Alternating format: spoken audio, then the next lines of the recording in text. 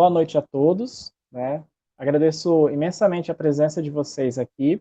É um grande prazer estar falando, né, com várias pessoas sobre esse tema, né, de inteligência emocional, principalmente relacionado à questão do trabalho de conclusão de curso, né, que muitos alunos que estão no processo de formação profissional acabam tendo que realizar esse trabalho, e todo essa tarefa, né, se tornou cada vez mais complexa por conta da pandemia, né? Isso mudou a realidade de muitos alunos, muitos professores, né, e eu imagino que muitas pessoas estejam com dificuldades, né, de lidar com esse momento. Bom, eu sou o professor Felipe, fiz doutorado em sustentabilidade, sou formado em economia, e eu venho trabalhando com os trabalhos de conclusão de curso, com os TCCs do curso de Gestão Pública do Instituto Federal aqui de Barra do Garça, Instituto Federal do Mato Grosso. E esse semestre a gente vai começar a trabalhar o TCC e eu comecei a pensar em conteúdos para a internet, né? E a primeira coisa que veio na minha cabeça foi falar de um webinar sobre um tema que não tem nada a ver com a parte racional da coisa, né, de se fazer um TCC, mas sim com o lado emocional, né, que é muitas vezes o lado que trava a gente nesse processo, né? E para falar dessa questão emocional, psicológica, eu convidei aqui o meu colega daqui do Instituto Federal do Mato Grosso, aqui também de Barra do Garças, o Rafael Nunes, que ele é psicólogo e mestre em educação, e aí eu gostaria de chamar ele aqui para se apresentar, falar um pouco dele, da experiência dele com o assunto. Certo, Felipe. Acho que o que a gente tem para contribuir é um pouco mesmo de contar a nossa experiência, né, enquanto acadêmico. A gente que defendeu, você voltou do doutorado recente, acabou de defender o seu TCC, a sua tese, né? Bem, minha formação é em psicologia, formei pela UFMT em 2010, iniciei minha vida profissional, minha trajetória profissional como psicólogo no Instituto Federal do Mato Grosso do Sul, no campus Coxim. Eu fiz uma especialização em psicologia, mais voltada para a teoria psicanalítica. Depois vim em 2014 para o IFMT, aqui no campus Barra do Garças. E mais recentemente, em 2018, eu concluí o mestrado em educação pela UFG. E estou aqui para conversar com vocês um pouquinho. Agradeço imensamente o convite do professor Felipe. É uma honra ter mais gente chegando, bastante gente de vários lugares, né? Pessoal da Unemate, do curso de gestão pública daqui de Barra do Garça, de outros campos da IFMT, professor Frederic da UNB. Muito bem-vindo e espero que a gente consiga conversar um pouquinho sobre esse tema que causa um pouco de terror na vida da gente enquanto acadêmico. Tá certo, né? Bom, para a gente entrar um pouco no tema, né, fazer uns insights aqui, umas reflexões sobre essa questão. Tem muitas pessoas que, para obter resultados diferentes, acabam fazendo as mesmas coisas, né? Por exemplo, a pessoa pensa, eu estou procrastinando, eu estou com medo, eu estou entediado com o TCC, e aí ela pensa, o que eu vou fazer? Eu vou botar numa agenda, eu vou fazer um checklist, eu vou fazer um cronograma, que são etapas importantes, né, para se desenvolver um TCC, mas se você não resolver o seu lado emocional, toda essa técnica, essa questão que é mais racional do lado do TCC, do planejamento, execução, ela não vai funcionar, você vai ficar empacado, né, porque a emoção sua ainda está ali te paralisando. A emoção, ela serve para nós como uma energia que faz a gente se mover, né? A origem da palavra emoção é justamente o movimento, né? Ou seja, uma energia que faz a gente agir em relação a algo. E muitas vezes as nossas emoções fazem a gente reagir de forma negativa em algumas situações da nossa vida. Então, com a inteligência emocional, a gente compreende esse processo e tenta entender como fazer isso, como transformar isso para algo positivo em nossa vida, certo? Rafael, quer fazer uma introdução sobre o tema, sobre a emoção? Aqui eu acho que cabe fazer um pouco, a gente sempre pergunta, mas o que é emoção, né? Eu acho que você colocou muito bem. A emoção é isso que nos faz estar sempre em movimento, né? É algo que motiva, que emociona. Na nossa vida, tanto na acadêmica quanto na profissional, na vida particular, a gente está sempre em movimento, então não dá para ficar parado. Quando isso acontece, é um problema muito sério para nós psicólogos, né? Porque são as situações que a gente vê na clínica que são mais difíceis de se trabalhar, são as questões onde a pessoa não consegue ir para frente, não consegue avançar nas questões dela. Então, acho que é bom começar conversando um pouquinho sobre isso, e acho que é o grande problema, assim, que quando a gente fala nesse momento da pandemia, de isolamento social e tal, que emoções isso desperta na gente, né? Deixa eu abrir aqui. Sim, e principalmente que a gente está vivendo um momento único na história da humanidade, né? Nunca se soube de uma situação como essa, uma pandemia que parou todos os países, né? Todos os setores, e a educação também parou, né? Tivemos suspensões de aula, e vários problemas, né? Que depois eu até quero que você fale um pouquinho mais. Por exemplo, desses alunos, né? Que iam para a escola ou para a universidade buscando um refúgio, né? Porque muitas vezes tem problemas em casa e agora ficam em casa com os pais e tudo mais. E também essa questão da sobreposição dos espaços, né? Escola, trabalho, família, lar, tudo num espaço só, né? E como que isso tem impactado a vida dos alunos e principalmente em relação a essa questão do TCC? Como que você vê tudo isso, Rafael? Tá. Então, de imediato, a gente tem a suspensão das aulas, né? Então, aqui no Mato Grosso, antes mesmo de ter caso, em Barra do Garças, por exemplo, a gente já interrompeu as atividades presenciais. O nosso campus começou com as atividades no ensino remoto muito rápido, mas acho que o primeiro impacto é um tanto traumático, né? Que é a suspensão das aulas, porque bate uma angústia, causa uma ansiedade muito grande. A gente começa a pensar, será que eu vou conseguir concluir meu curso? Os alunos do ensino médio inevitavelmente pensam no Enem, será que eu vou estar preparado quando o Enem chegar? Então, todo esse aumento de ansiedade, de angústia, é causado logo de cara quando fala, não tem como ter aula presencial nesse momento. Por mais que a gente saiba que é por um cuidado, é uma necessidade, é um jeito de preservar a nossa saúde, a saúde dos colegas, é um choque muito grande. E também cabe dizer que tem uma dificuldade que é natural do ser humano, que é de se adaptar às novas realidades, né? Então, essas aulas remotas, por exemplo, é a forma como a gente encontrou para não atrasar calendário, para não ficar parado, mas leva tempo para a gente se adaptar. Então, não é de cara, tipo, pronto, vamos ser aula à distância. Ah, tudo bem, todo mundo vai se dar bem com isso. Não é assim. A gente leva muito tempo para aceitar isso. Depois que aceita, ainda leva um tempo para se adaptar, encontrar qual é o melhor jeito de lidar com isso. E essa questão de ter que se adaptar também, é o que a gente vem chamando de novo normal, isso também aumenta muito os nossos níveis de ansiedade, né? Assim como a frustração também. Então, conforme vai demorando muito para a gente se adaptar, para a gente encontrar uma forma de lidar com a distância da escola, dos familiares, de namorado, a gente vai ficando muito frustrado, né? Quer dizer, mais uma vez a gente pensando, eu não consigo, isso não está bom para mim, e é muito ruim. Então, leva esse tempo, que não é rápido, não é fácil, para a gente se acostumar a isso.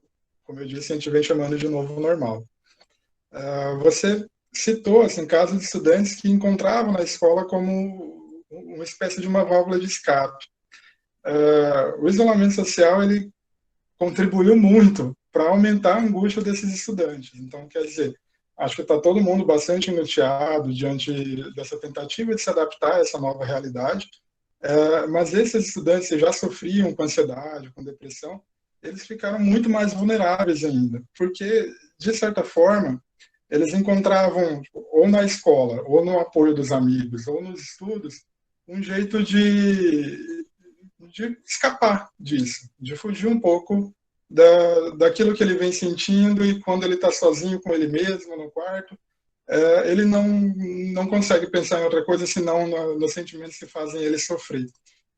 E muitas vezes a gente tem que falar desse papel da escola também, que proporciona amizades, que proporciona a gente conseguir pensar em outras coisas, e é uma fuga, mas em muitos momentos essa fuga é necessária, sim.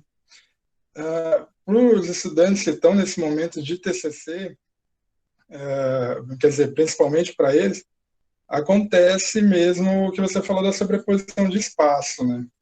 O que é isso? A gente está acostumado a ter um lugar para trabalhar, um lugar para dormir, um lugar para fazer as tarefas, um lugar para estudar. E na realidade que nós encontramos hoje, a gente tem um espaço só possível, que é a nossa casa. Então, o nosso trabalho é remoto, o nosso ensino é remoto, e a casa, que antes era um local de lazer, de prazer, um lugar onde a gente sempre fala de não levar trabalho para casa, porque existe um lugar para o trabalho que é o lugar, a nossa instituição, onde a gente é empregado, tal, no meu caso, é a escola, enquanto estudante na universidade, por exemplo, e, de repente, esses locais se misturam, se concentram em um lugar só.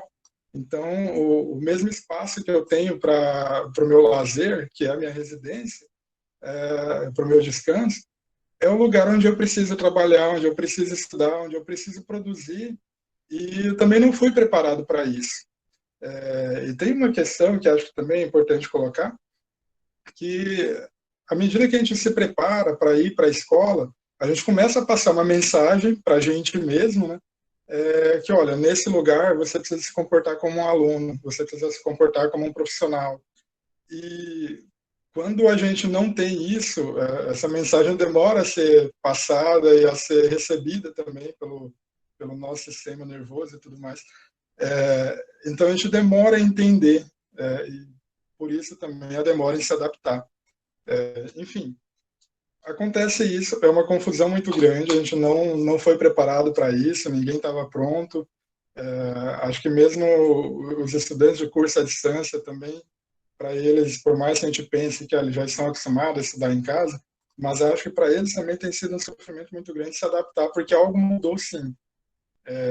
Enfim, é isso. Tem essa sobreposição de espaço, como você colocou, essa grande confusão de onde é que eu estudo, onde é que eu trabalho, porque está tudo num lugar só. E acho que uma das poucas coisas que nos resta é tentar fazer um cronograma. Então, em determinado momento eu trabalho, em outro momento eu estudo, em outro momento eu preciso ajudar meu filho nas tarefas da escola, nos estudos da escola. Enfim, a gente tem estudantes de diversas realidades, né? E que desempenham diversos papéis na sociedade também, ao mesmo tempo. E tudo isso está concentrado num único cenário. Então é muito difícil mesmo de se adaptar e de conseguir ser produtivo nessa situação, nessa circunstância. Sim, e o TCC, né, o trabalho de conclusão de curso, ele tem uma importância muito grande na formação do aluno, né? Muitas pessoas encaram como com algo negativo, como algo que serve só para atrapalhar você a se formar, mas na verdade o TCC, ele, por ser uma das últimas atividades que um profissional em formação realiza, ele tem uma relevância muito grande, que é justamente fazer com que o aluno demonstre toda a sua autonomia e o seu conhecimento sobre a área que ele está se formando, né? E também é uma maneira de estimular que aquele profissional, que é o futuro profissional, ele desenvolva algum conhecimento novo, algum conhecimento técnico, científico, e que isso possa até mesmo fazer uma contribuição acadêmica para a sua própria área de atuação, né? Então, o TCC ele tem essa relevância muito grande, né? Só que, ao executar o TCC, muitas das atividades são presenciais, você precisa se deslocar em um determinado lugar, né? E a pandemia restringiu tudo isso, né? Por exemplo, você não pode mais ter encontros presenciais com o seu orientador, você está impossibilitado de aplicar questionários e fazer entrevistas pessoalmente, né? Os laboratórios estão fechados, as bibliotecas estão fechadas, Então, você tem várias restrições que limitam, né, até onde você pode ir dentro desse contexto dessa pesquisa, né? E isso vem, Uhum. talvez, sendo um dos gatilhos, né, para vários problemas emocionais que os alunos vêm vivendo, né, nessa situação. E para a gente entrar já agora no conteúdo mais voltado para a emoção, inteligência emocional, né, antes de relacionar com o TCC, queria te pedir assim para falar um pouco mais sobre emoções, né? Onde elas surgem, qual é a origem das emoções, os tipos de emoções que a gente tem, por que existem as emoções, né? Por que a gente tem esse Uhum. componente tão importante dentro aqui do nosso cérebro, atuando em nossas vidas? Entendi. Bom, é importante a gente compreender que as emoções e sentimentos, eles são essencialmente, como a gente trata na psicologia, são transitivistas, ou seja, eles são introjetados no sujeito a partir da cultura, uma vez que nós somos seres racionais, mas também seres sociais, né? Então, a partir dessa relação com o outro, com os representantes da cultura, que os elementos culturais, que a gente vai compreendendo um pouco melhor e conseguindo distinguir, identificar que emoções são essas, ou compreender o que a gente está sentindo em determinadas ocasiões. Então, tentar explicar um pouquinho a partir do desenvolvimento da subjetividade, como que a gente vai compreendendo, adquirindo ferramentas para identificar emoções e sentimentos, né? Então, é mais ou menos assim. A gente imagina, quando um bebê nasce, ele não é capaz de identificar o que ele está sentindo. Tudo que ele sente é uma angústia. E quase sempre vai provocar um choro. Então, a gente imagina, tipo, ele está com fome, chora. Ele está com sono, ele chora. E a gente tem um representante, um adulto, que é o representante da cultura, normalmente a mãe, que tem a função de mostrar para o bebê qual é a origem dessa angústia. Então, agora é fome, agora é dor, agora é frio, agora é sono. Então, o bebê ele vai compreendendo o porquê dessa angústia, desse sentimento ruim que ele tem, e compreendendo qual é a origem, o porquê que ele está sentindo isso. Aos poucos, ele vai conseguindo identificar por conta própria, sem precisar do adulto estar o tempo todo ensinando, vamos colocar dessa forma. Então, se a gente pensar, por exemplo, uma criança brincando, correndo, e ela cai no chão. Ela olha ao redor, quando ela vê um adulto desesperado ali, preocupado se ela machucou ou não, a criança entende que aquela queda deveria provocar uma dor nela. Então, o sentimento, aquilo que ela está sentindo é dor, e a dor provoca um choro, então por isso ela chora. Aqui a gente tem que ter um cuidado para não fazer essa experiência com crianças já um pouco mais velhas que já compreenderam que quedas e tombos causam dor, porque depois se ele compreende, ele não precisa mais olhar para ver se o adulto está preocupado com ele ou não, porque ele já introjetou isso, ele já compreende que tombos machucam e esses machucados doem e a dor faz a gente chorar. Mas dessa forma, a gente vai aprendendo desde cedo como lidar com os sentimentos e as necessidades básicas. Né? Se a gente pensar nos exemplos que eu dei do bebê, por exemplo, de quando ele sente fome, sente sono, se a gente pensar lá na pirâmide do Maslow, das necessidades básicas para a sobrevivência e manutenção da espécie, o bebê ele compreende isso desde cedo. Mas com o passar do tempo, o sujeito ele vai compreendendo também que na cultura dele existem outras emoções que são mais complexas, elas não são tão básicas assim. Isso sempre vai sendo a partir do cuidado do contato com o outro. Então, como eu falei, assim, não precisa do adulto estar o tempo todo, mas a gente precisa pensar nesse outro como representantes da cultura. Então, inicialmente são os pais, mas depois de uma certa idade, quando a criança vai para a escola e ela compreende que se ela der um tapa no coleguinha, aquilo causa dor, ela vai conseguindo criar outros sentimentos como ficar com pena, ficar com dó, ter compaixão desse coleguinha que foi agredido, e outras questões também, como a partir da experiência estética. Então, a gente consegue compreender muito os nossos sentimentos a partir da experiência com a arte, por exemplo, como o cinema, como a música. Então, se a gente for rememorar, a gente vai lembrar de diversas vezes que foi no cinema, que ouviu uma música, e entendeu, isso é amor, isso é solidão. Então, esses sentimentos eles vão sendo ensinados, de certa forma, para a gente, a partir de elementos que são representações da cultura. Primeiramente, pelos pais, pelos cuidadores mais próximos, pelos colegas da escola, da creche, mas também por elementos sociais, culturais sociais, como as experiências artísticas, né, por exemplo. Dessa forma, são compreendidos tanto sentimentos bons e bonitos, né, aqueles que provocam borboleta no estômago, como eu citei, o amor também, mas aqueles sentimentos que também provocam dor e sofrimento ao sujeito.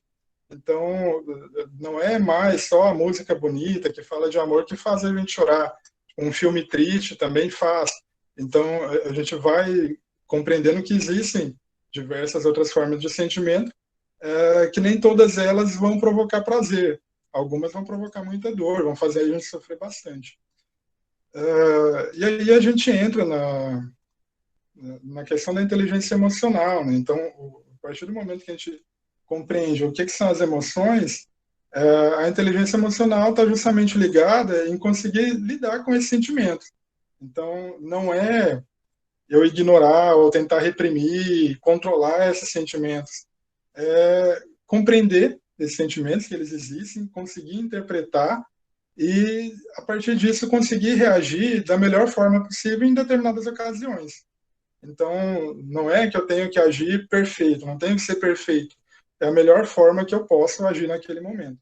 A gente pode falar que tem um pouco de treino nisso, mas claro que, como eu coloquei, a gente nunca está preparado para tudo. Então, sempre vai ter momento que a gente não espera lidar com determinada emoção, que a gente desconhece alguma emoção, e a gente não vai estar pronto para aquilo. Mas, enfim, ao contrário do que muita gente pensa, a inteligência emocional não significa reprimir as emoções, ou tentar controlar elas, não demonstrar para o outro, porque a gente se sente frágil, se sente exposto. Mas é o contrário disso, é permitir que tudo possa fluir de um modo que não compromete a vida do sujeito, né? Então, a sua vida, as suas relações sociais. A grande questão que eu vejo é que a gente introjeta na nossa subjetividade uma série de emoções a partir da cultura, mas a cultura não ensina a gente o que fazer, como lidar com essas emoções. Então, a gente não está preparado para lidar com esses sentimentos. Então, a gente pega o cinema, os pais, a música, os colegas da creche, eles foram mostrando para a gente o que é isso que você está sentindo, que angústia é essa que está acontecendo com você. Mas eles não, ninguém nunca ensinou para a gente, olha, quando você estiver sentindo tal coisa, faça isso, que pode melhorar, principalmente relacionado aos sentimentos ruins, né? E quando a gente se vê diante da necessidade de preparar, de apresentar um produto como é o TCC, que provoca na gente uma série de emoções, a gente se vê totalmente despreparado, desamparado, né? Desamparado também porque para muita gente se trata da primeira experiência de escrita. E eu falo sempre assim, que a escrita é um ato solitário, e essa é uma frase da Clarice Lispector, né, que ela disse: escrever é um ato solitário de um outro modo de solidão. Isso porque, por mais que eu tenha um orientador, tenha um grupo de estudos, eu estou ali com um referencial bibliográfico, tenho uma série de amigos e familiares que me apoiam, que me dão muita força, mas a escrita do texto depende única e exclusivamente de mim. Então, por ser uma obra, um produto, algo que foi inteiramente construído por mim, o texto ele torna-se algo muito íntimo, muito especial para mim, para o seu autor, né? E a gente não foi preparado para expor a nossa intimidade para pessoas, ainda mais para as pessoas estranhas. A gente vive uma cultura que nos acostuma desde cedo a separar o público e o privado. Então, a gente convive, acho que isso vem mudando, e mudou bastante nos últimos anos, mas a gente foi criado de uma forma que, olha, você tem que se comportar de um jeito em casa, na rua de outro. Então, tem que separar isso, o público e o privado. E, de repente, a gente tem que escrever um texto e mostrar para uma série de pessoas que a gente não conhece, como as pessoas da banca, por exemplo, que às vezes você nunca viu, que não acompanhou o seu trajeto durante a escrita, né, desse texto, e alguém que vai te avaliar. Então, isso provoca na gente uma série de sentimentos, né, como medo, ansiedade, vergonha de expor algo que é muito íntimo, a frustração por achar que não, aquilo não está muito bom. Mas a gente precisa pensar, precisa compreender, aliás, que esse tipo de trabalho, os trabalhos de conclusão de curso, eles são bastante valorizados pelas instituições e pelos acadêmicos. E isso não devia ser assim. É muito mais importante todo o trajeto que você fez durante a sua vida acadêmica do que aqueles 20 minutos que você vai apresentar o seu texto, né? Então, é muito mais bonita a trajetória para você construir esse texto do que a entrega na mão da banca, sabe? Claro que a defesa tem o seu valor e vale muito a pena, mas não deveria ser tão valorizado dessa forma. Eu falo isso porque às vezes dá a impressão de que o estudante que está ali para defender o seu texto, ele passa a mensagem assim que tipo, é como se a minha vida fosse definida agora.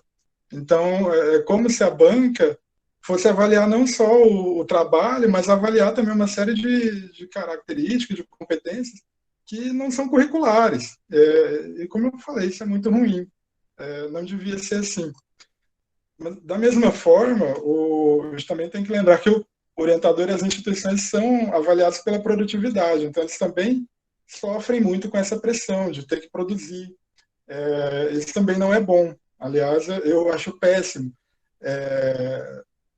Criou-se dentro do sistema educacional brasileiro uma espécie de indústria que as universidades, os programas, eles têm que estar sempre produzindo, e a produção é texto, é publicação de artigo, de paper, e aí a gente corre o risco de se deparar com uma série de trabalhos que podiam ser melhores, mas as pessoas têm que publicar a todo momento, com uma frequência, uma urgência cada vez maior, então não dá tempo de fazer um trabalho mais consistente. Às vezes, se fosse fazer uma única publicação, seria muito melhor. Mas não, tem que estar publicando o tempo todo. Então é uma necessidade assim para ser bem avaliado, para ser reconhecido como um bom curso, uma boa universidade, um bom orientador, de que tenha muitas publicações. E como eu coloquei, eu acho que isso não é muito bom, esse tipo de pressão que a gente coloca tanto nos orientadores quanto nos estudantes, mas é o sistema que a gente tem. O que o estudante não pode fazer é usar dessas falhas sistêmicas para justificar e alimentar as emoções negativas que ele vem sentindo. Então, a gente sabe que o TCC ele vai provocar uma série de reações na gente, mas que eu não posso usar, eu não concordo com isso, então eu não vou fazer, eu vou deixar para depois. Não é dessa forma que a gente vai vencer o sistema, não, tá bom, gente? A gente precisa fazer o contrário disso, a gente precisa compreender que o sistema falha e os sentimentos ruins eles sempre vão existir e a gente precisa conseguir compreender e conviver com eles.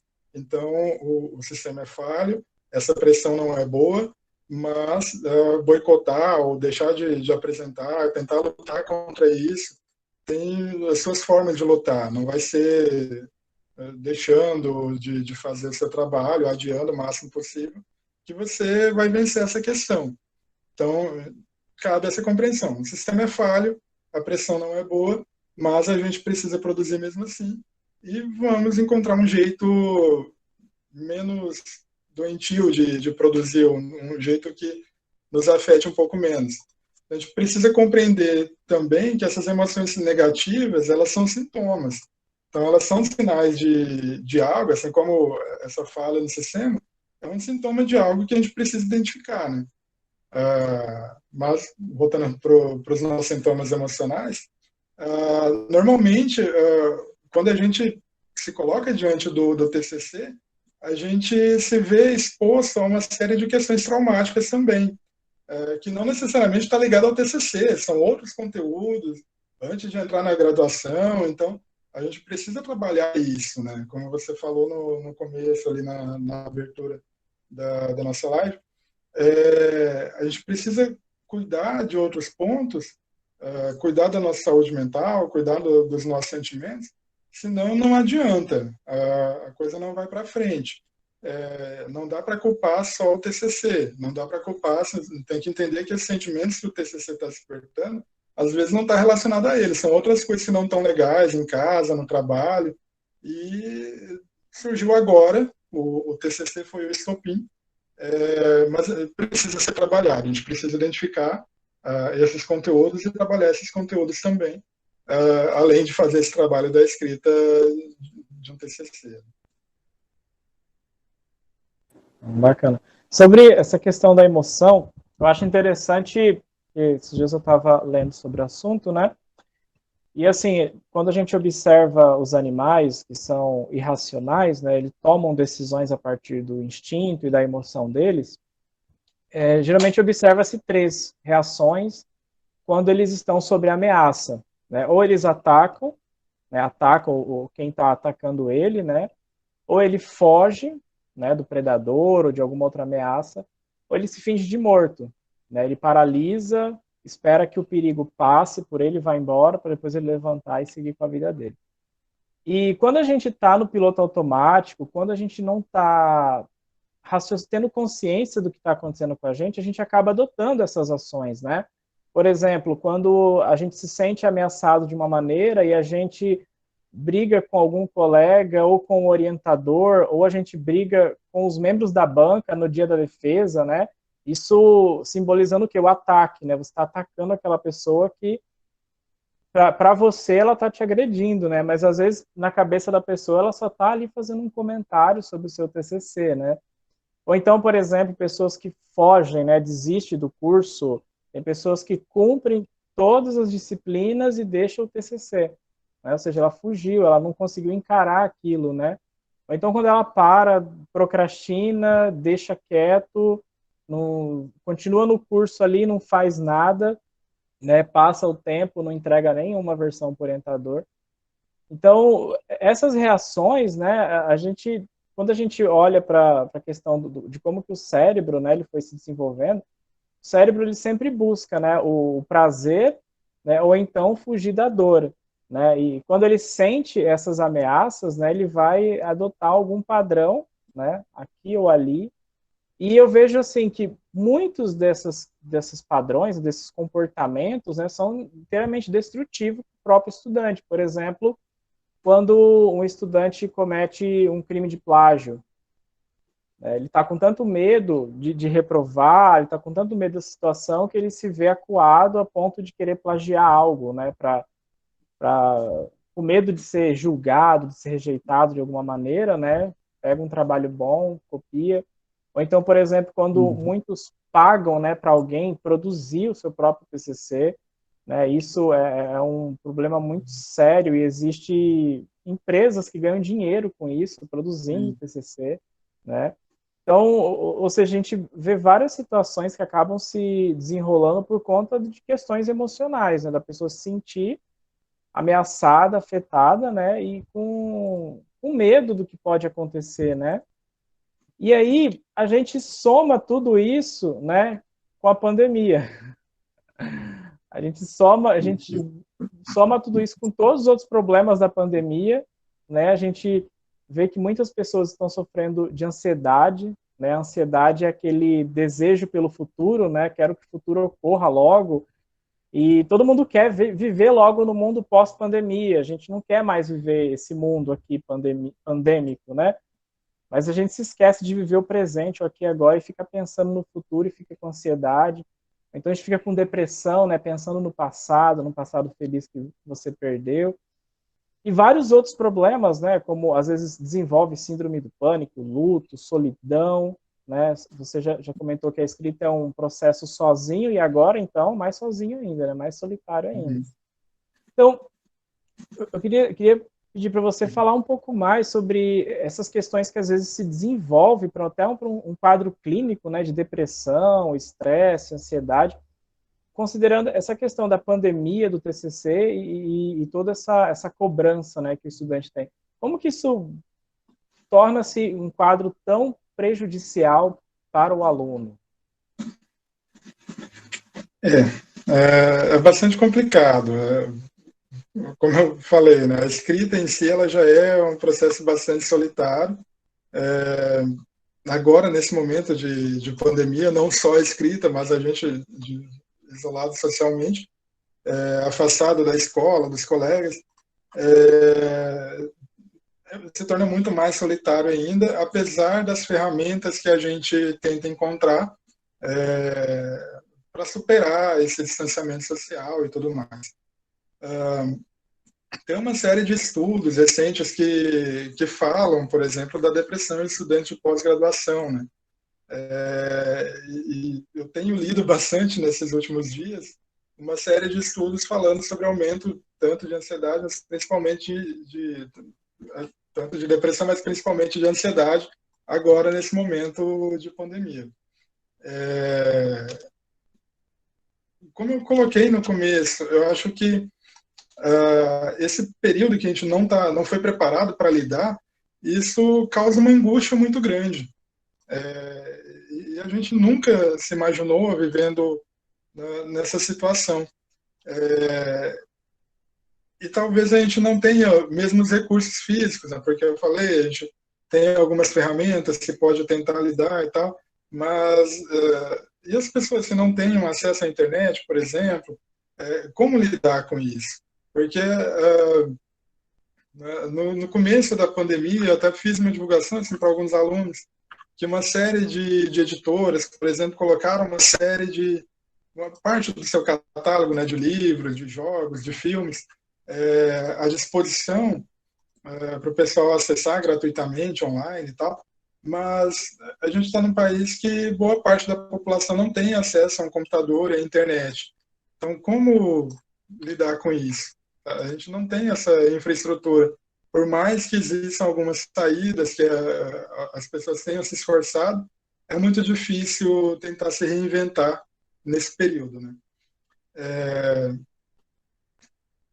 Falando do TCC, acho que é um desafio muito maior, porque é essencial, no meu ponto de vista, os encontros com o orientador e com outros colegas, né, um grupo de pesquisa, por exemplo. Eu acho que isso faz o trabalho andar muito bem. Então, a gente precisa, esse conjunto, né, tipo, orientador e orientandos, precisam encontrar uma ferramenta, uma forma de lidar com isso. Muitos pesquisadores vão ter dificuldade de se reinventar enquanto pesquisador também, porque entrevista é difícil de aplicar, questionário também. Então, a gente precisa pensar em novas ferramentas, em novos formatos de pesquisa.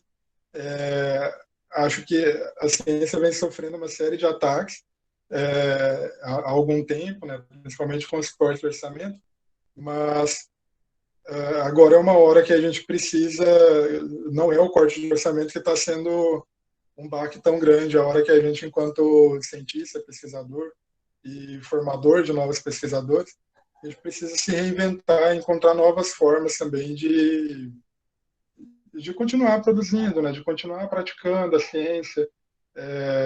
Não vai ser fácil, não vai ser mesmo.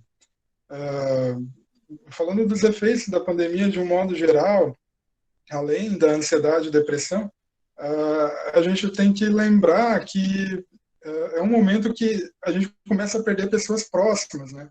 Então, além de estar isolado, tal, de repente um familiar falece, um amigo muito próximo falece, e a gente não tem nem mesmo a condição, em muitos casos, de poder se despedir.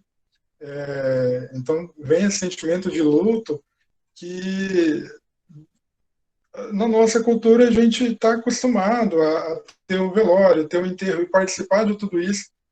Agora não. Agora o luto também precisa ser vivido num outro formato. É como se não se concretizasse. enfim, é um momento de mudança muito grande para toda a nossa sociedade, né? Eu penso que uma outra situação clínica que vai acontecer muito ainda, vi poucos e tenho lido pouco também sobre isso, é a questão da síndrome do pânico, que acontece quando esse aumento de ansiedade, de angústia no sujeito, ele desencadeia uma reação que a pessoa não consegue controlar. E a pessoa começa a associar isso a um acontecimento. Então, se a gente for pensar, por exemplo, no estudante que entra em pânico na hora de apresentar o TCC, provavelmente ele entrou em pânico num outro momento onde ele precisou falar em público. E ele não conseguiu falar. E a partir desse momento, ele cria uma espécie de crença onde, na cabeça dele, no pensamento dele, toda vez que ele for falar em público, vai acontecer aquilo de novo. Ele não vai conseguir se expressar, ele vai travar, o coração dispara, as mãos soam. Por mais que sejam eventos que não tenham conexão, na cabeça do sujeito está ligado. Então, eu falar em público, acontece esse tipo de coisa no meu organismo. Mas não necessariamente, eles não estão ligados, foi um acaso. E acredito que após a pandemia a gente vai lidar ainda com uma série de situações dessa, de pessoas entrando em pânico, porque uma série de acontecimentos vão estar se realizando, se concretizando o tempo todo, e a pessoa começa a associar o medo, uma angústia muito grande que ela sente agora por conta da ansiedade, por conta do luto, ela começa a associar isso com eventos avulsos, né? Então acho que é algo que ainda vai acontecer, isso para pós-pandemia, mas nesse momento a gente percebe mesmo um aumento muito grande de ansiedade e depressão, e acho que também de frustração. Então, a gente está acostumado com um sistema que nos obriga a produzir, né? Seja nas universidades, no instituto, que tem que estar escrevendo, mas no mercado de trabalho não é diferente. A gente tem que estar produzindo o tempo todo. Acho que a gente se frustra, porque parece que o trabalho em casa não dá o mesmo resultado. E não dá mesmo, porque, como a gente já colocou, é impossível ter a mesma produtividade uma vez que você não tem o mesmo espaço, você não tem as mesmas condições, mas a gente acaba se culpando e esquece que é um momento que é atípico, que a gente não tem cabeça para isso, a gente está pensando nas nossas pessoas que são queridas, que estão doentes, estão adoecendo, e a gente começa a se culpar por não estar produzindo, não estar desempenhando os nossos papéis com a mesma eficiência.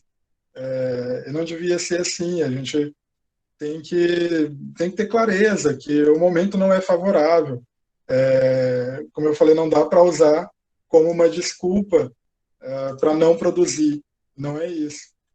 Então, se eu sento para escrever, eu tenho que, programei ali no meu cronograma, no meu checklist, que 2 horas por dia eu vou escrever, tentar ficar as 2 horas tentando escrever mesmo, porque não é fiquei 2 horas, acessei uma rede social, fui checar meus e-mails, e não consegui escrever nada hoje, não é isso.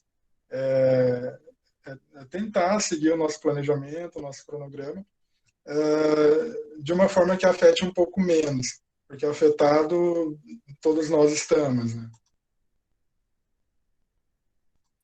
Sim, sim.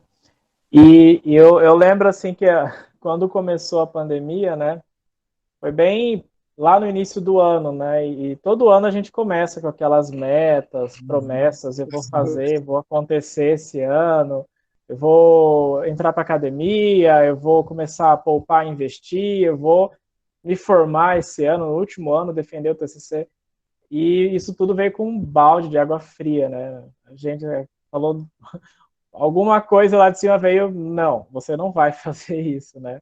você vai ter que enfrentar outros desafios, né? E uma das primeiras coisas que eu comecei a colocar na minha cabeça foi não me cobrar muito. Igual você falou, você não vai dar o mesmo rendimento, você não vai ter as mesmas condições para produzir. Então não adianta se cobrar muito. Não adianta você querer ser a mesma pessoa anterior à pandemia, agora não tem condições, né? Então talvez uma das primeiras coisas, né, é não se cobrar muito. O TCC, igual você falou, às vezes ele é muito supervalorizado, né? As pessoas acham que é o trabalho da vida delas, acham que é por ser uma coisa muito pessoal, né? E às vezes é o primeiro trabalho que ela vai escrever. Infelizmente o sistema educacional faz isso, né? O aluno muitas vezes vai escrever pela primeira vez quando está fazendo o TCC, mas ela enxerga isso como se fosse o maior trabalho da vida dela, só que, na verdade, muitas pessoas não percebem que muitos profissionais de sucesso, hoje em dia, nem ligam para o TCC, muitas vezes nem sabem o tema do TCC, nem lembram do tema do TCC, nem sabem onde é que está esse trabalho, né? Porque muitas vezes esse trabalho não vai definir a sua carreira, não vai definir a sua vida depois do curso, né? Então, os alunos eles precisam entender, tentar equilibrar tudo isso, né? Ou seja, o TCC ele é importante, ele tem uma função dentro da minha formação, né? Eu falei lá no início que é demonstrar todo esse conhecimento que eu tenho sobre a área e poder contribuir para a área que eu vou estar atuando com conhecimento novo, mas também não é uma coisa que vai definir a minha vida, né? Ou seja, é uma A coisa que gente eu já tô... entra, Sim, é a um gente já processo de entra na faculdade aprendizado, né? pensando, né?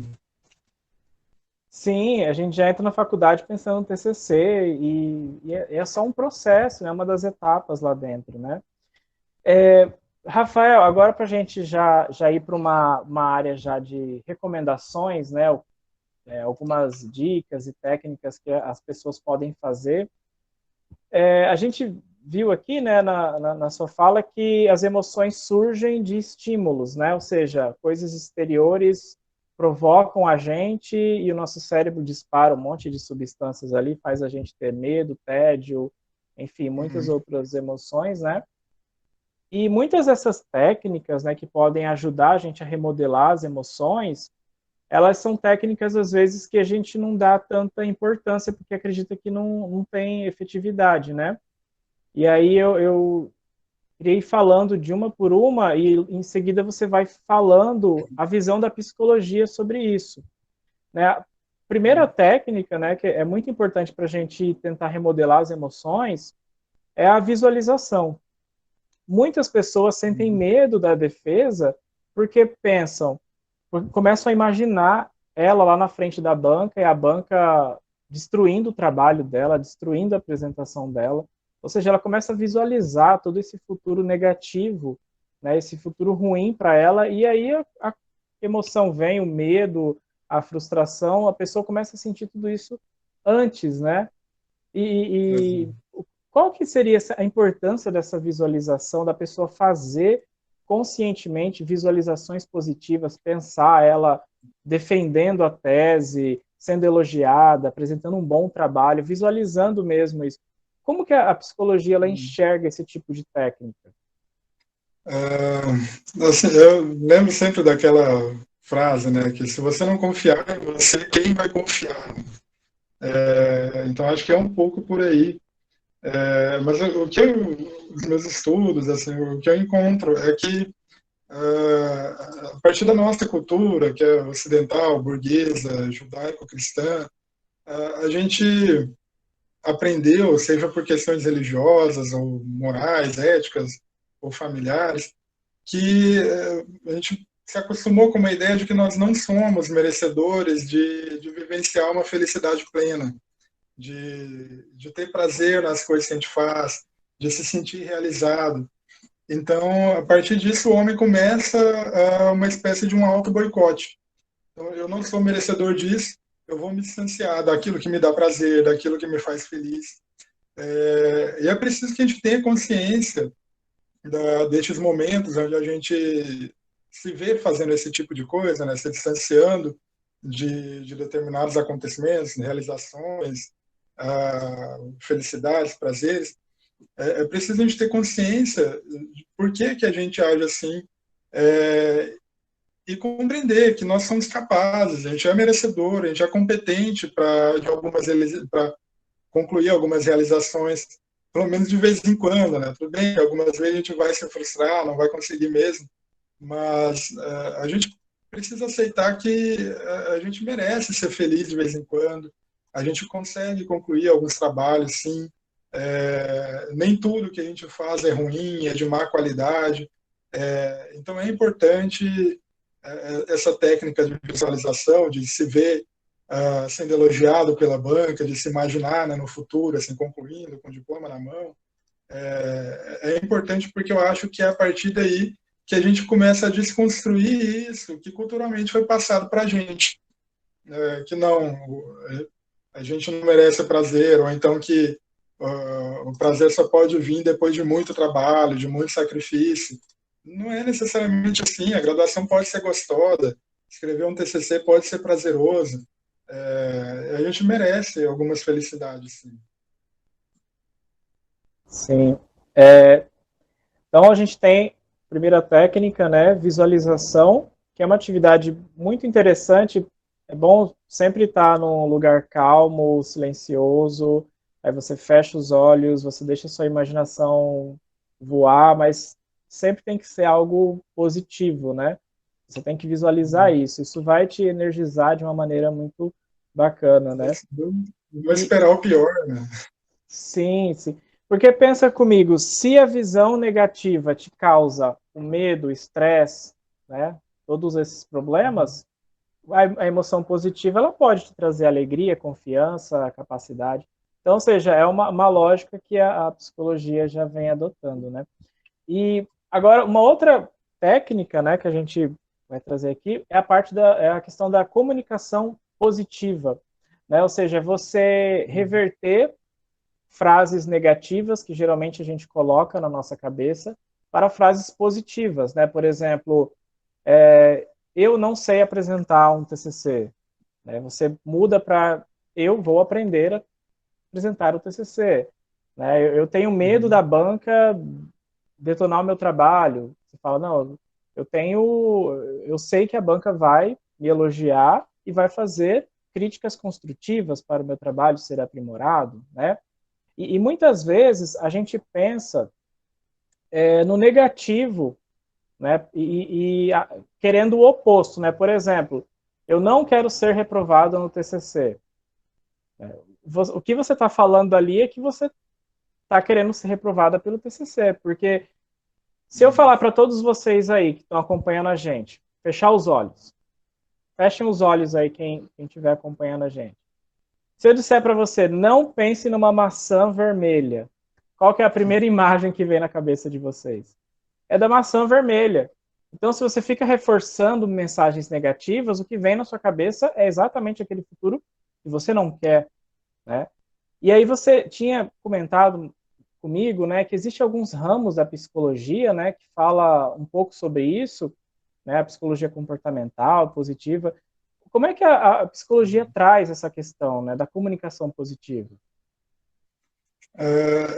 A psicologia cognitivo comportamental, que curiosamente também a sigla TCC, ela trabalha um pouco assim com essa questão de crença também. Então a gente vai introjetando, mudando essa crença de eu não posso para eu posso sim. Eu trabalho com a teoria psicanalítica. Na psicanálise, a gente questionaria isso. Por que não pode? Então, ao invés de já mudar, de fazer o sujeito pensar diferente, a gente começa a questionar, mas por que não? Porque a gente precisa entender que esse medo do fracasso, ele é um sintoma, ele se deriva de alguma outra coisa que não está legal também. Então, é preciso questionar isso. E, no fundo, o sujeito sabe que ele consegue, que ele pode, que ele é capaz, mas, como eu falei anteriormente, a nossa cultura não permite que a gente se comporte dessa forma, de eu posso, eu vou ser o melhor. Então, culturalmente, a gente é ensinado a ter um excesso de humildade que muitas vezes acaba sendo muito ruim, porque a gente começa a deixar de ser humilde e começa a se menosprezar. Então, eu questionaria, tipo, se uma pessoa, você encontra uma pessoa com esse comportamento, com esse tipo de fala, de eu não vou conseguir, eu não dou conta, mas por que não? Quem escreveu o seu trabalho foi você, ninguém sabe mais do que ele do que você. Então, sim, você é capaz, você pode. Claro que a gente sempre pode melhorar, mas você dá conta, sim, todos nós damos conta. Eu acho que é preciso a gente, a partir desse exercício, de questionar o porquê não, ou de tentar mudar um pouco a nossa crença de sim, eu posso, a gente ser mais justo nas autoavaliações que a gente faz. Então, nem se avaliar de uma forma muito crítica, não, você não dá conta, você é ruim, você não é capaz. Mas também não ter um excesso de confiança que também pode ser ruim. Onde eu dou conta, eu vou fazer o melhor, porque você pode acabar, por exemplo, deixando tudo para a última hora, porque, não, em uma semana eu escrevo isso daí, vai dar tempo, eu vou dar conta e vai ficar bom. Então, esse excesso de confiança também pode ser ruim. Enfim, eu acho que aqui, dentro dessa questão, dessa técnica, a linha que eu trabalho, ela questiona um pouco diferente, ela vai trabalhar essa questão um pouco diferente, que é questionando por que não. Mas casa muito bem com algumas outras correntes da psicologia, sim. São técnicas, são Uhum. válidas. Sim. E uma outra questão, né, que a gente pode trazer aqui agora, uma outra técnica. Mas antes, você me falou dessa questão, né, do aluno que às vezes é muito confiante, né? Tem que tomar muito cuidado para separar a confiança de arrogância, né, prepotência. Exato. Ou seja, você achar que sabe tudo, você achar que você não precisa aprender nada, né? Você achar que sabe fazer sem de fato saber fazer, né? E o TCC ele é um processo de aprendizagem, né? Você vai mostrar para as pessoas o que você aprendeu, né? Então é sempre bom estar aprendendo, é sempre bom estar evoluindo, né? E uma terceira técnica também que ajuda a gente a pensar em toda essa situação é tentar fugir da dualidade, né? A gente está vivendo hoje uma realidade que está cada vez impondo para nós um cenário de dois lados, né? Você tem esquerda e direita, você tem rico e pobre, você tem branco e preto, você tem, enfim, essa dualidade que a gente vê hoje em dia em muitas ocasiões, né? Mas, na verdade, a nossa vida não é assim, né? A nossa vida não é 8 ou 80, né? Existem os caminhos intermediários, situações intermediárias ali, né? E muitas vezes a gente esquece dessa questão, né, quando a gente pensa no TCC. Ou todo mundo vai me aplaudir e vai ser um sucesso, ou eles vão me detonar e vai ser um fracasso. E não é bem assim, né? O que a psicologia traz sobre isso? Eu acho que a gente precisa compreender que sempre existe um meio termo e que também pode existir uma terceira via totalmente diferente, né? Então, acho que a primeira dualidade é essa do passar ou reprovar, que é inevitável pensar isso, mas eu acho que o primeiro pensamento, e algo que me ajudou muito na minha primeira disciplina no mestrado, uma professora que falou, olha, quando você se vê nesses momentos de ansiedade, de angústia, lembra que é só mais um trabalho, é só um trabalho acadêmico. Ninguém no momento de pandemia, por exemplo, vai pegar isso para ler depois.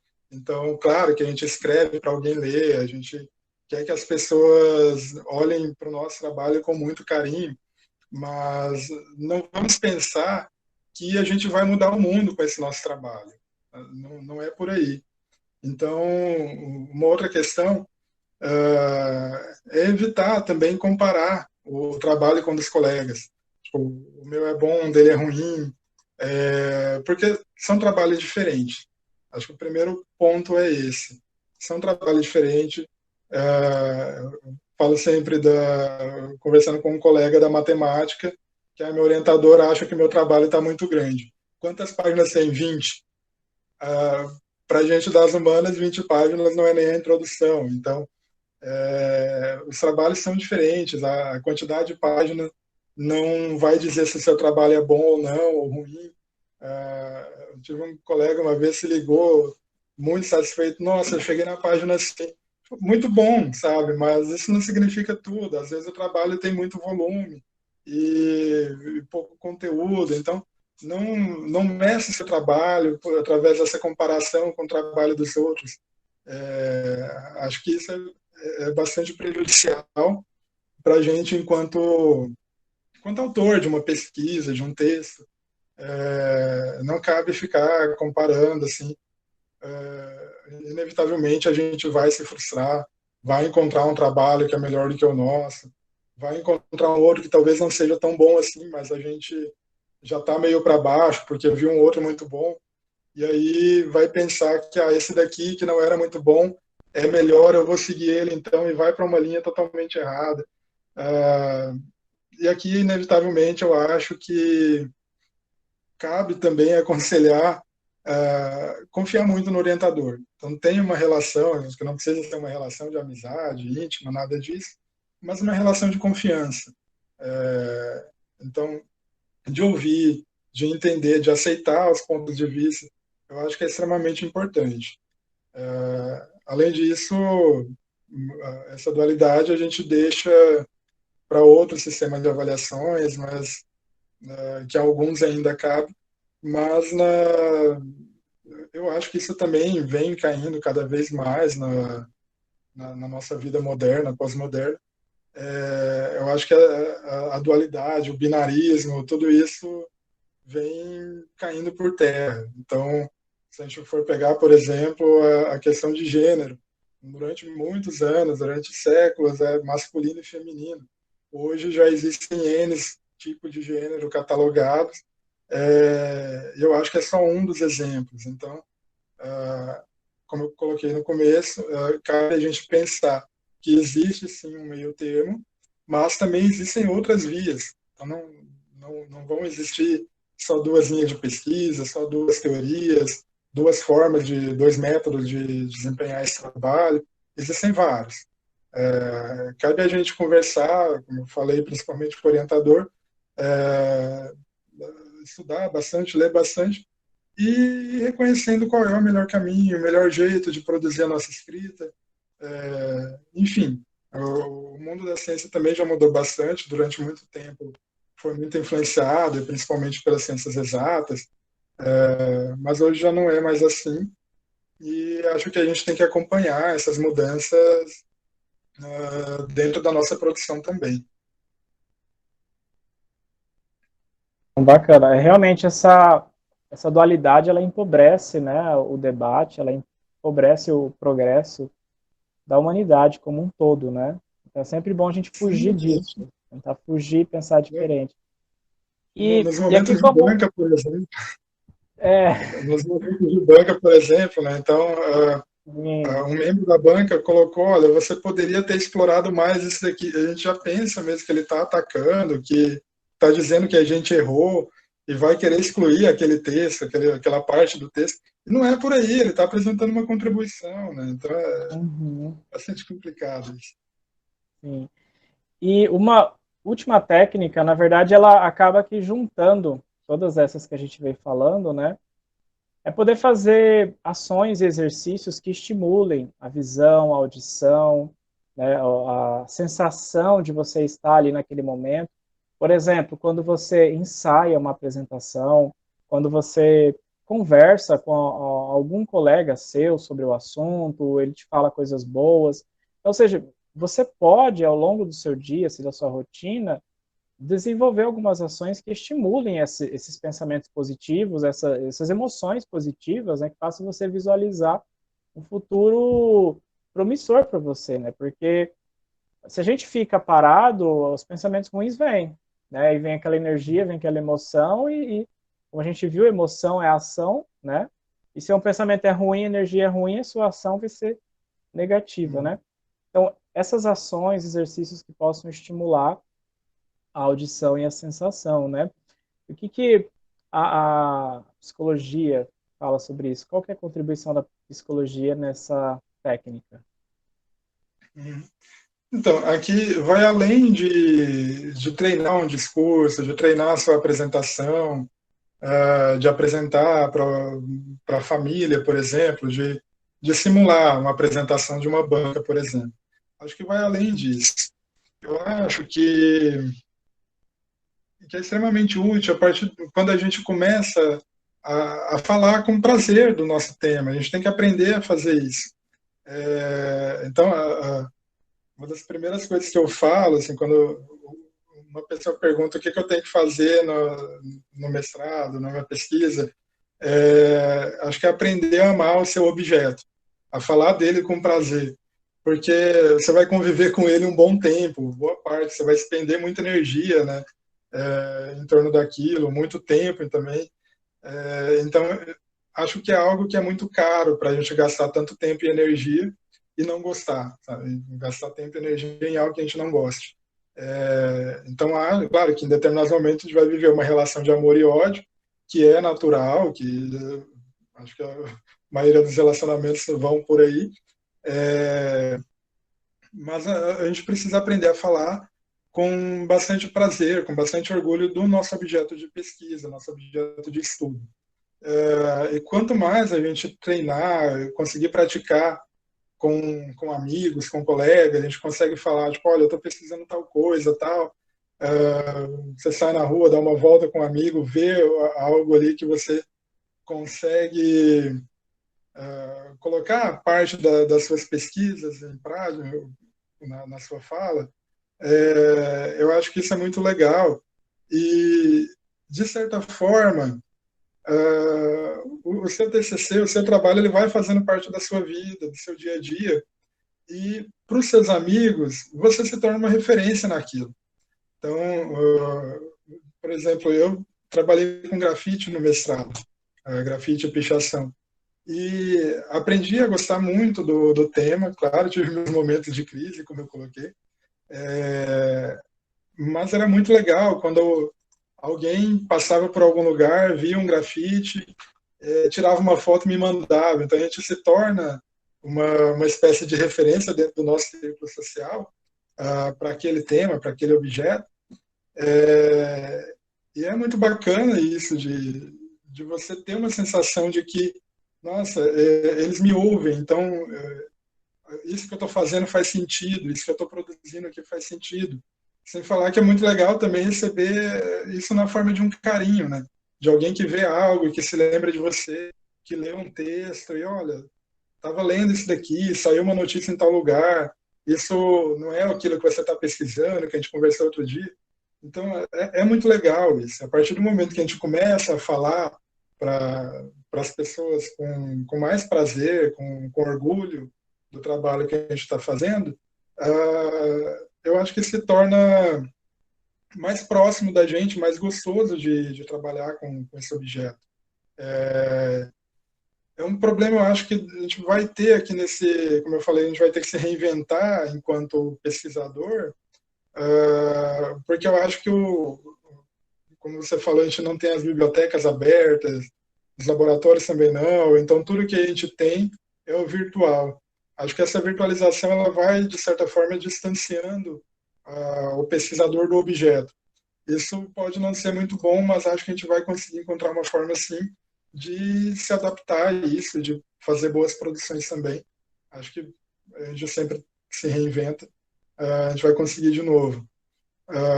Mas é isso, acho que falar sobre essa técnica de estimular a visão, a audição, é muito legal por conta disso. A gente compartilhar um pouquinho daquilo que a gente está fazendo com pessoas que são próximas e em determinado momento isso retorna para a gente como uma mensagem de carinho também. E eu acho que é muito saudável esse tipo de retorno.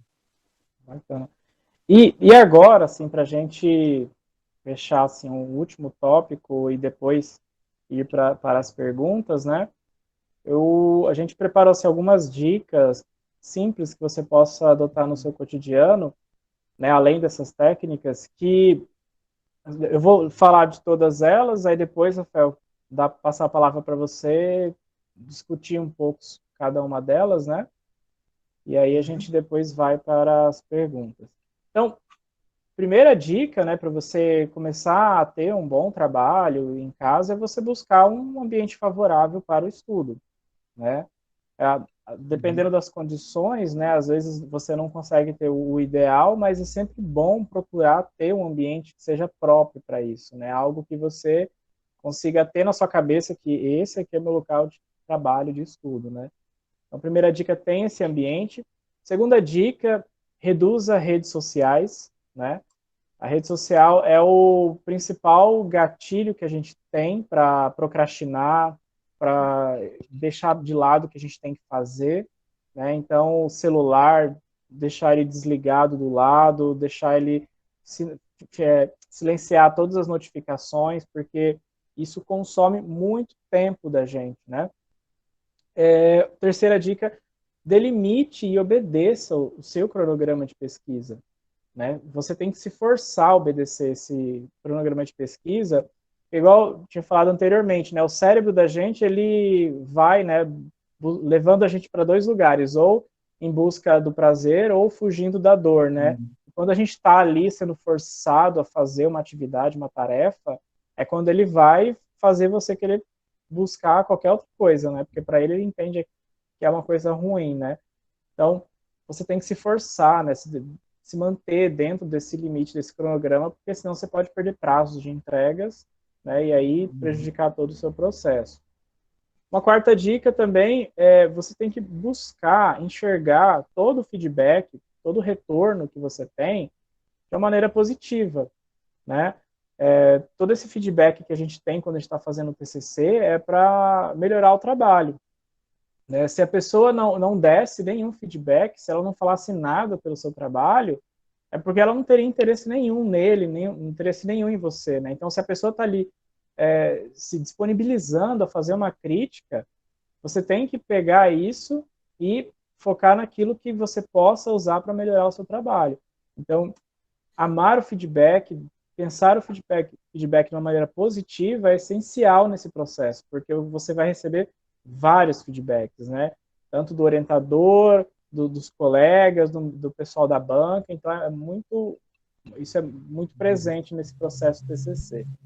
E por último, se você for aquela pessoa que é desorganizada, que tem dificuldade de ser pragmático, sistemático com formatação, normas de ABNT, e você fica às vezes preocupado com isso, né? Ah, meu Deus, meu trabalho tem que estar naquelas regras e tudo mais. Simplesmente vá, procure alguém de confiança e pague para essa pessoa fazer essa formatação para você. E também você pode pedir para alguém de confiança fazer uma revisão, né, da sua redação e também pagar por esse serviço. Mas é muito importante que seja uma pessoa de confiança, né? Você não pode colocar o seu trabalho na mão de qualquer um, porque esse trabalho pode extraviar, pode ir para outro lugar, e aí outra pessoa pode se apropriar do seu TCC, né? Então, se na sua cabeça está lá, né, todo esse problema de redação, de formatação, terceirize, pague para alguém fazer essa revisão para você, esse trabalho para você. Isso não vai mudar a sua contribuição, né? O seu trabalho em si, o conteúdo, que é o que de fato importa, né? Rafael, o que você tem a acrescentar nessas dicas? Tá. Eu vou tentar comentar um pouquinho cada uma delas e acho que eu tenho algumas coisinhas também a mais para dar de dicas, né? Sobre buscar um ambiente favorável para os estudos, né, como eu coloquei no começo da minha fala, a gente está nesse momento em que tudo se confunde e se resume a um espaço só, que é a nossa casa. Então, o mínimo que a gente pode fazer é tentar criar uma rotina. Então, se eu trabalho durante o dia e estudo à noite, eu vou deixar muito claro assim, para as pessoas que moram comigo, que olha, de tal hora a tal hora eu vou estar estudando. E dentro desse meu cronograma de estudo também, delimitar em qual momento eu vou fazer trabalho de determinada disciplina, em qual eu vou fazer leitura, já avisando meu TCC. É importante ter esse cronograma e essa rotina. Acho que facilita muito e é uma das poucas coisas que a gente consegue fazer hoje para manter a nossa vida acadêmica um pouco mais organizada. Sobre reduzir as redes sociais, acho que não tem o que fazer, acho que é um consenso aqui que a gente gasta um tempo que nem vê nas redes sociais. Então, só vou checar alguma coisinha aqui. Quando vê, foram 2 ou 3 horas e você não fez lá muita coisa. Então, acho que é um consenso nisso, que a gente gasta mesmo muito mais tempo do que imagina nas redes sociais, em alguns jogos também. Aí eu conheço pessoas que têm por hábito, quando em determinados momentos da vida, desinstalar todos os aplicativos, outros que excluem Facebook, Instagram. Acho que vai de cada um a melhor forma de lidar com isso, mas creio que é um consenso de reduzir o uso nas redes sociais, sim. Sobre estabelecer um cronograma para a execução do TCC, eu acho que é uma das coisas mais importantes a ser feita. Acho que é extremamente importante não perder prazos, estar atento às datas. Para isso, como eu falei, é preciso ter uma boa relação com o orientador. Uma boa relação não é no sentido de uma amizade, mas de respeito, de ter uma confiança, de saber que ele também quer coisas boas para você. O Felipe citou exemplos mais cedo de pessoas que fogem, que abandonam o TCC, largam a faculdade no último momento. Com certeza são pessoas que fogem do orientador também. E isso não é bom. Nesse cronograma, uma coisa que eu aconselho é de delimitar um prazo para você encerrar suas leituras. Então, naquele momento de fazer levantamento bibliográfico e tal, você terminou de ler e pronto, são esses 50 textos aqui com que eu vou trabalhar para produzir a minha escrita. Para de ler, tá? Porque o 51º texto que você lê pode colocar em xeque tudo que você já tinha feito, ou é algo interessante que você vai querer inserir de qualquer jeito na sua produção e pode desandar o caldo ali. Então, é preciso ter um momento onde a gente fez o levantamento bibliográfico, pronto, é com isso que eu vou trabalhar, não vão entrar outros textos. Então, quer dizer, eu falo para de ler, você pode ler, pode continuar com outras leituras, é muito legal, muito saudável, mas não tenta forçar a entrada de um novo material no seu texto de última hora, porque pode colocar em xeque tudo que foi produzido até então.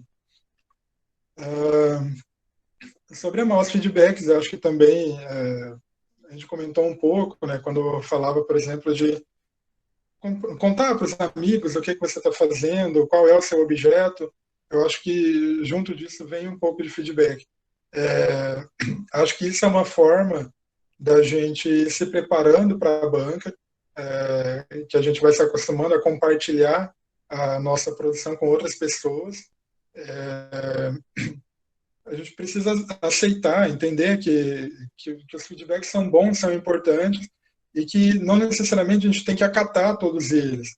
Então, ouça, dê atenção ao que as pessoas estão falando.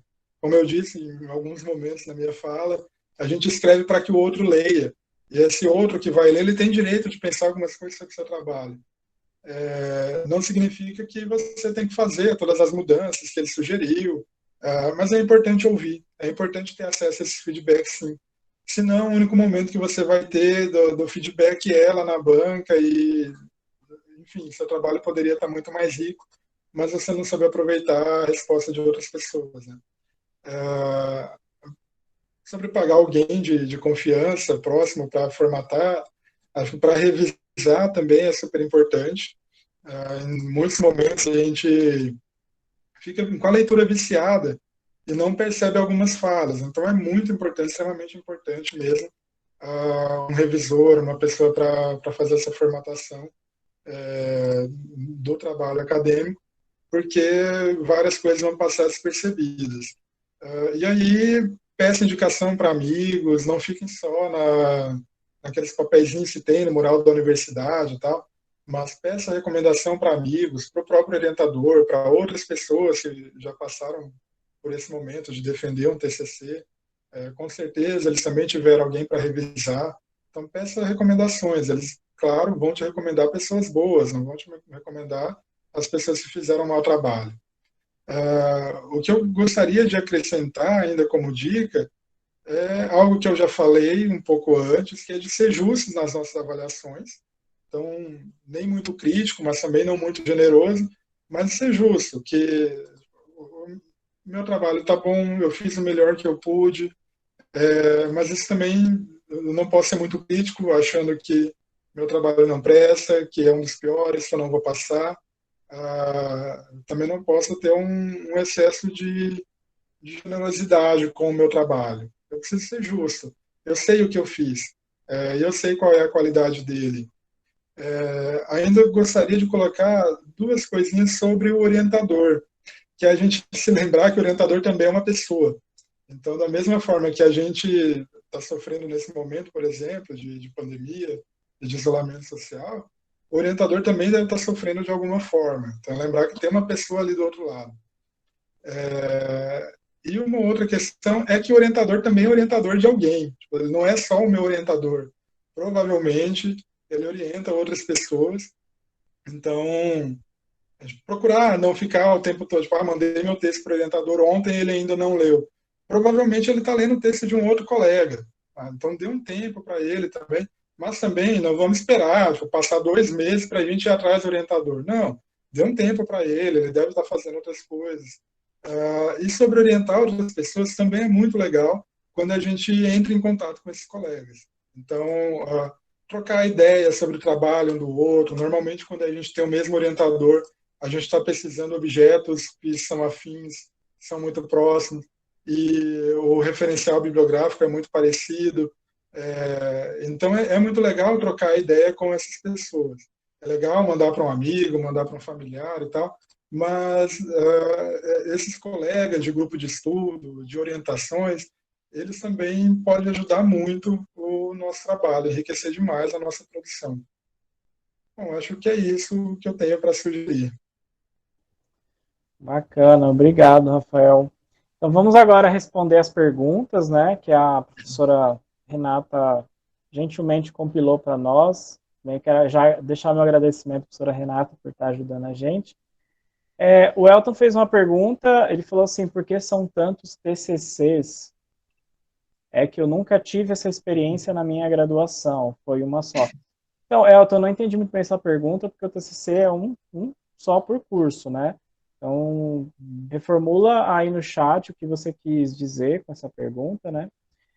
O José perguntou, fazer exercícios físicos ajuda a ter controle emocional e tranquilidade no momento desses?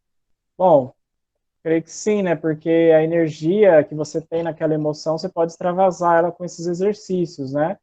O que você pode comentar sobre isso, Rafael? Exato, Felipe, é isso mesmo que você colocou. Tem aquela máxima, né, de o corpo são, mente sã, eu acho que ela é super válida. A atividade física é algo que a gente recomenda fortemente para pessoas que são muito ansiosas. Então, aí, por questões de liberação de certos hormônios, por exemplo, tal, isso tudo pode contribuir para a gente se sentir melhor. Também tem questão de bem-estar e tudo mais, de uma satisfação, por exemplo, com o meu próprio corpo e tal, mas essencialmente essa questão hormonal mesmo, sabe?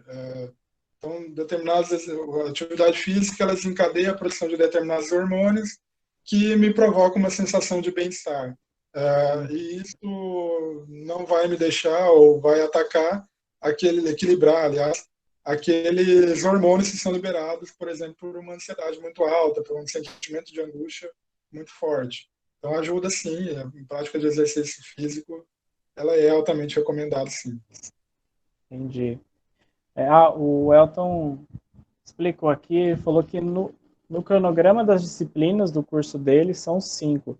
Bom, aí eu não sei, Elton, você tem que ver com o pessoal que desenvolveu esse curso e por que eles pensaram isso, né? No nosso aqui é um só, então eu não sei. Eu Bom, acho que o que eu pensei no começo, quando eu li a pergunta dele, é que quando a gente entra logo no início ali da faculdade, no primeiro semestre, no primeiro ano, a gente vem com uma disciplina de metodologia onde normalmente o produto dessa disciplina é um projeto de pesquisa, né? E aí eu vejo muitos alunos já, e eu era um desses também, sem maturidade nenhuma, começando a faculdade, já chamando aquele, era o meu projeto de TCC. No fim da graduação isso mudou muito, então vou desempenhar uma pesquisa numa área totalmente diferente. Essas mudanças acontecem. Eu entendi que era dessa forma, mas... É, não Ah, tá, ele sei. está colocando ali trabalho de conclusão, TCC e defesa TCC. O TCC é o trabalho de conclusão, Elton. Normalmente, existe uma defesa. Então, você precisa apresentar esse seu trabalho para uma banca, que serão professores, que são especialistas no assunto que você está pesquisando. Você precisa apresentar o seu trabalho para eles, e dessa forma eles vão medir, vão avaliar como você está enquanto formando. Então, uma pessoa que está concluindo o curso, ela precisa fazer uma série de estudos sobre um tema e defender esse trabalho. Uhum.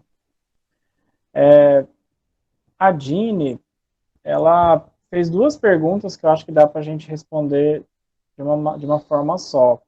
A primeira delas é como driblar a sensação de incapacidade e se a técnica de visualização positiva, e posso estender para as demais, né, pode influenciar no ego de forma negativa, né, no ego da pessoa. Bom, a sensação de incapacidade, na verdade, ela tem origem nas crenças, né? O que está ali, na verdade, é uma crença de incapacidade. Né? Você acredita, em alguns momentos, algumas coisas acontecem que despertam esse sentimento em você. Eu não sou capaz, né, eu não vou dar conta.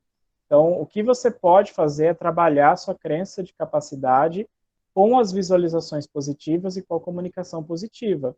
Então, ao invés de falar eu não sou capaz, falar eu sou capaz e ficar reafirmando isso.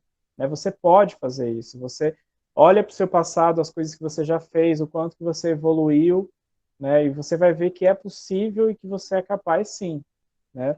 E se isso pode influenciar o ego, bom, quando tudo isso se torna, a gente falou anteriormente, o excesso de confiança se transforma em arrogância e prepotência, ao ponto de você achar que você não precisa mais receber feedback, que você não precisa mais rever os seus dados, que você não precisa mais rever seu TCC.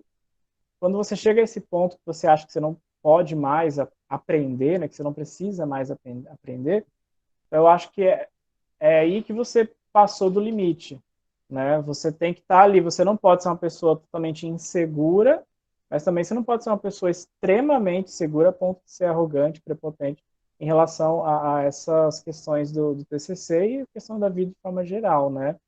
Então, a visualização e a comunicação, ela tem que estar, você tem que ser consciente disso, né? Você tem que entender quando que você usa, né? Quando você está precisando disso, né? Então, vai muito da sua consciência, né? E que você acrescenta sobre isso, Rafael? Eu concordo inteiramente com tudo que você colocou. O que eu acrescentaria é uma coisa que eu gosto sempre de colocar, que é a gente não é obrigado a ser bom em tudo. Eu gosto muito de colocar isso, mas eu tenho muito medo como as pessoas escutam isso.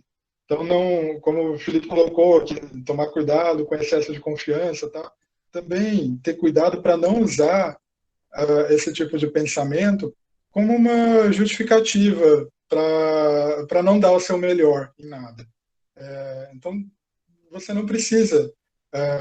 Uma vez eu fiz uma fala numa escola infantil com pais, e um determinado pai colocou assim: não, eu quero que meu filho tire 10 em tudo.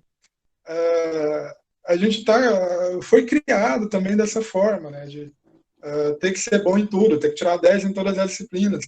E não, às vezes tudo bem você ter 7 ali em alguma disciplina, sabe? 8 em outra, ser 6 em alguma. A gente não tem essa obrigação, tem que tirar esse peso das costas, de que você tem que ser ótimo em tudo que você faz tem que ser muito bem feito. E eu trouxe o exemplo desse pai só para mostrar que isso vem desde pequeno. E com certeza esse não é o único pai, sabe? Vários pais foram assim. Se a gente for fazer uma auto-reflexão, a gente vai perceber criando nossos filhos de uma forma muito parecida. Então, exigir o melhor do filho não é exigir 10 dele o tempo todo.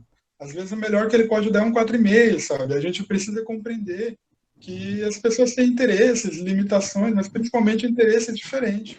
Às vezes o menino não Uhum. quer estudar matemática, sabe? O negócio dele é estudar geografia. E vamos valorizar isso. Sabe? Ele é ótimo em geografia, Sim. vamos aplaudir isso é muito bom. Tem que valorizar as potencialidades, né? A escola ela é muito focada no racional, na técnica, tanto que agora, né, em meio à pandemia, qual que é a prioridade que se dá? É matemática, é física, é português, né? Ninguém pensa em filosofia, sociologia, arte, né? E como lidar com essa pandemia sem arte? Não tem como lidar com a pandemia sem música, sem filme, sem séries da Netflix, tudo isso é arte, né? Então a gente às vezes Pois é. foca muito no racional e se esquece de trabalhar essas questões que são importantes para nós, né? O Elton perguntou, essas técnicas citadas terão material disponível para leitura? Elton, eu quero mais para frente disponibilizar um e-book a partir do conteúdo que a gente escreveu aqui na live. Então, sim, nós teremos um material para leitura futuramente. Então acompanhe nas redes sociais, não tenho prazo para isso ainda, né? Mas quando estiver pronto eu vou postar lá no Instagram, vai ter todo o link para vocês acessarem, tá? A Rafaela perguntou o que vocês poderiam nos esclarecer sobre a elaboração do tema para o TCC e como evitar que esse processo acabe com o emocional do acadêmico. O tema, ele é uma escolha muito pessoal e provavelmente você vai mudar várias vezes, isso é comum. É muito, muito Uhum. comum as pessoas mudarem de tema. Hoje mesmo recebi mensagem de uma aluna falando que mudou de tema, né, e falta 6 meses para ela se formar, mas tudo bem mudar de tema. E é uma busca realmente, né, você vai conhecendo o tema em si, você vai se conhecendo e se identificando, né? Chega uma hora que você consegue definir algo, falar, não, é aí, né? O que você não pode é ficar protelando muito isso e aí perder todo aquele cronograma, né? De se fazer um projeto, de se fazer a revisão bibliográfica, fazer toda a coleta de dados e análise e por aí vai, né? Então, realmente é um processo de busca que é muito pessoal para cada um, tá? E bem provável que você vai mudar algumas vezes de tema e isso é normal e está tudo certo, né? Rafael, eu estou pensando o seguinte, para não extrapolar muito tempo, eu vou responder essas 3 perguntas gerais que a gente tem aqui listado e depois você faz um comentário final sobre elas, pode ser? Sim, sim. Tá. Aí tem perguntas gerais aqui. O Elton perguntou, né? O senhor falou, não, senhor não, eu não sou senhor não, tá? Pelo amor de Deus. Ele escreveu, o senhor falou aqui. Não, você falou, né, que está gravando, posteriormente estará disponibilizando para assistirmos? Sim. Essa webinário vai estar sendo disponibilizada no meu canal do YouTube, tá? Lá na bio do meu Instagram, eu vou colocar lá o link do vídeo, então vocês podem acessar, tá? Mas se vocês quiserem achar o meu canal no YouTube, é Felipe Deodato da Silva e Silva, é o meu nome completo. Eu ainda não coloquei um nome bacana para o canal, mas você digita meu nome lá, você acha, tá? Segunda pergunta, o webinar vai estar disponível? Sim.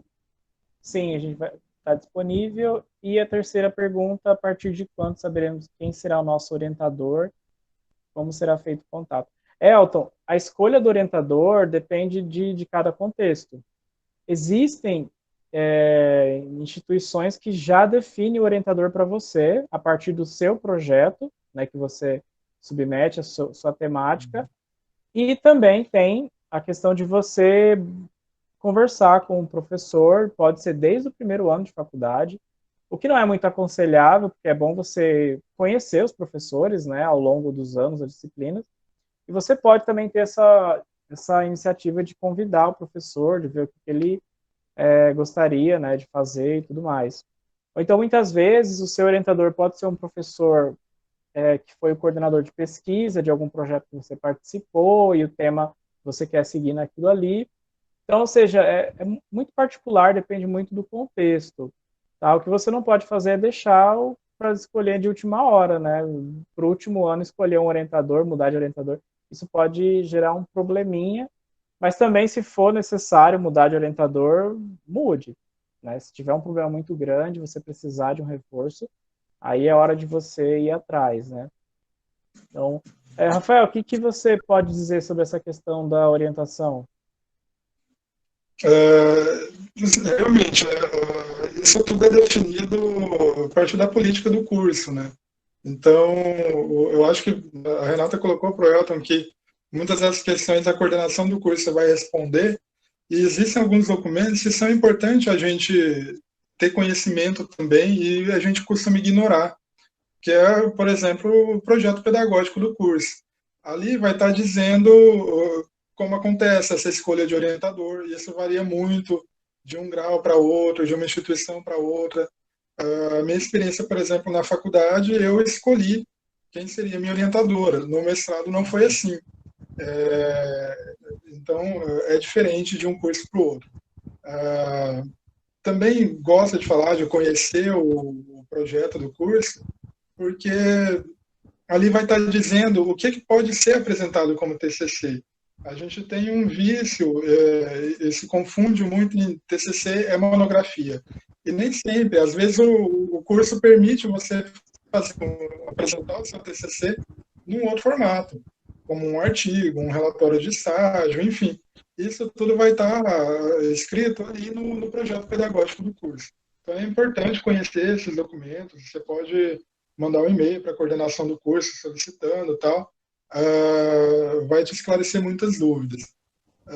Quanto às disciplinas que você colocou, eu acho, a gente precisa ler o projeto pedagógico, mas eu tenho a impressão de que é uma sugestão de quem pensou esse curso, que você tenha nesse semestre, em cada um desses semestres, parte do seu horário reservado para investir no seu projeto, no seu trabalho. Então, provavelmente, no final de um determinado semestre, o orientador quer que você tenha escrito o capítulo de metodologia, por exemplo. Então, eu penso que é isso, que é uma sugestão de quem pensou esse curso, que para você se organizar melhor, então, ao invés de ter uma outra disciplina que você tenha aula todas as semanas, você deverá ter um tempo para você pensar, fazer suas pesquisas, realizar os seus estudos e conseguir apresentar um trabalho com qualidade. Eu acho que agora acho que eu entendi. O Elton, me confirme se eu estou certo ou não. Eu vou trabalhar agora num curso de pós da UAB. Eu não sei se é esse o curso que você vai trabalhar, e a professora convidou os alunos, e aí talvez ele esteja perguntando esses detalhes para mim, porque eu vou atuar no curso, não sei se é esse o curso, mas assim, esses detalhes você pode ter com o seu orientador, seu coordenador, né? E você pode pedir o projeto pedagógico de curso e entender o que eles pensaram sobre esses trabalhos, né? Mas creio que esses trabalhos sejam para que lá no final você não tenha que produzir algo do zero, né? Algo sem nunca ter tido contato com aquilo, nunca ter tido experiência com aquilo, né?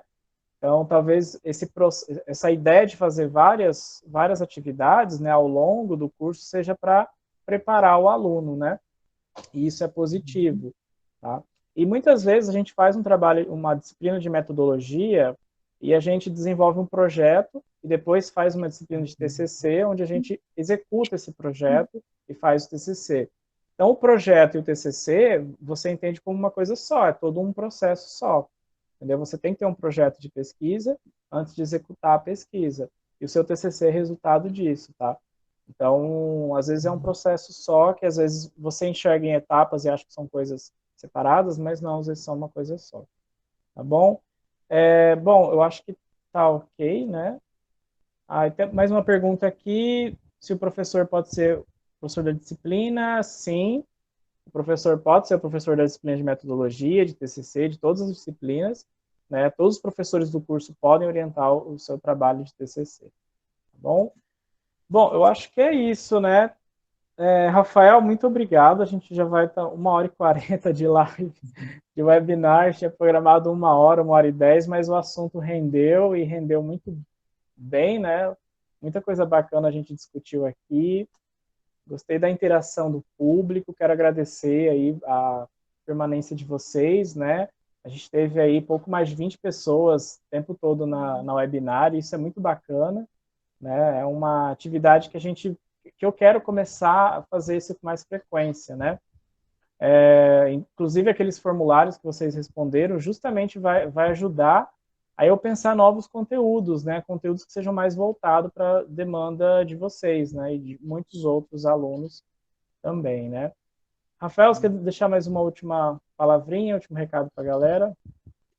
Gostaria de agradecer também, agradecer ao Felipe, agradecer a Renata, que ficou aqui no suporte, agradecer a presença de todo mundo que participou. Não aconteceria live sem um público, né? Então, obrigado a todo mundo pela participação. E pedir para a Renata colocar meu e-mail também ali no chat. Me coloco à disposição para responder algumas dúvidas, quem tiver alguma questão, pode entrar em contato também. E, mais uma vez, obrigado pelo convite, Felipe. Uhum. Não, eu que agradeço. O Rafael é um colega que eu admiro muito, eu gosto muito do profissionalismo dele, né? Excelente profissional, é o psicólogo do campus, e toda vez que tem algum problema, vai para o Rafael. Vai conversar com o Rafael, que ele, né? E também, né, agradecer a professora Renata, que se disponibilizou a ajudar a gente aqui a coletar as perguntas, interagir com a galera aí no chat. Você contribuiu muito aqui para a gente. Tá? Bom, então, é isso. Eu quero agradecer e dizer que acho que o último recado é que a gente está vivendo num momento único, né? Único na história humana, então não se cobre, não queira ter uma produtividade maior, simplesmente tente fazer o que você pode. O TCC serve para você concluir o curso. O mais importante nesse momento é a gente se manter seguro, né? A gente se manter em isolamento, proteger com máscara, álcool gel e tudo mais, e proteger as pessoas que moram com a gente, os nossos amigos, né? Porque o vírus veio para mudar toda a nossa rotina, toda a nossa vida, né? E o mais importante nesse momento é a saúde, se manter seguro. Então, esses problemas que vêm com TCC, com estudo, são coisas que a gente resolve, né? Agora, a saúde é complicada quando pega, né? Então, o mais importante é isso, tá certo? Pessoal, então agradecer, vou finalizar